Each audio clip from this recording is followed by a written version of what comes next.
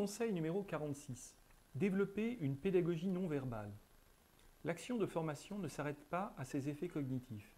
Elle produit dans le même temps des émotions, mais aussi une révision ou une transformation de son identité, nous dit Barbier. Souvent, la transformation commence par le corps. La dichotomie corps-esprit marque les relations interpersonnelles de son empreinte culturelle. Dans les sociétés occidentales, l'héritage des stigmates chrétiens hante les représentations.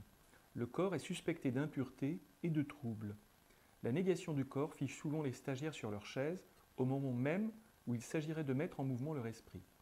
Si le corps est tenu pour rigide, comment l'esprit pourrait-il être mobile? Ils sont pourtant indissociables. Il est possible de toucher la personne et son envie d'apprendre en touchant son corps. Pour ce faire, le formateur doit pleinement habiter son propre corps, créer des liens physiques, toucher les participants de sa main. Les techniques de la Gestalt peuvent aider concrètement un formateur à faire de son corps non un simple véhicule, mais un média avec l'environnement et les participants. Un moyen pédagogique, une forme observable.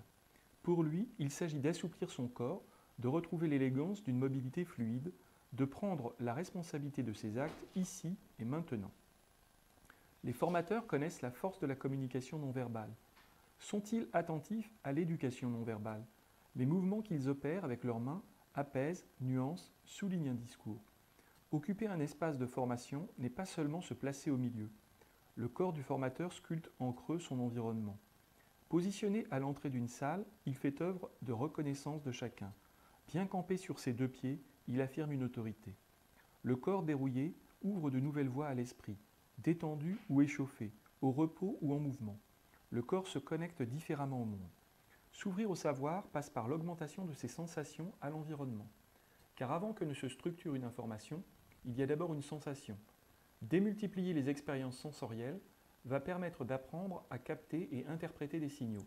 Ressentir le monde qui nous entoure passe par le mouvement, la mise en route. En effet, lorsque le corps se déplace de quelques mètres, les yeux changent d'angle de vue et le cerveau peut s'ouvrir à d'autres perspectives. C'est pourquoi engager une dynamique d'apprentissage passe par une mise en mouvement. Dénouer le corps et le mental passe aussi par l'accueil des émotions, par l'art du contact. Anzieux a montré toutes les fonctions de la peau, à la fois contenant et frontière. La peau est une limite poreuse entre ce que l'individu estime être soi et le monde. C'est une interface. Le corps est encore une construction sociale, dressée par des habitudes et des attentes de rôle. Le corps a besoin de soins, d'attention et de reconnaissance. Toucher l'autre consacre une intimité, une reconnaissance. La pénétration dans une zone de confiance enclenche des effets de communication qui tiennent de la répulsion ou du plaisir, et plus rarement de l'indifférence.